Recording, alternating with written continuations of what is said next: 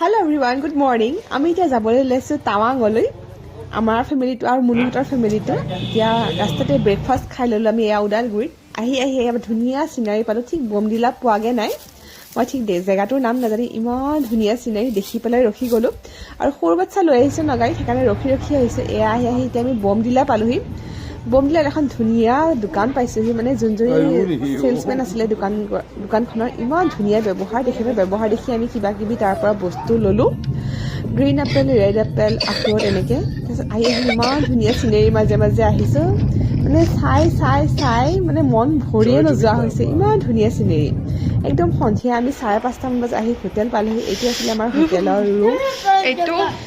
আমাৰ ৰুম কাষতে আমাৰ মুনুহঁতৰ ৰুমটো আছিল তাতে ইমান ঠাণ্ডা একদম হিটাৰ লৈহে অকণমান মানে পলাইছে আৰু ঠাণ্ডাটো তাৰপিছত ম'ম' খালোঁ ম'ম' খাই অকণমান ওলাই গ'লোঁ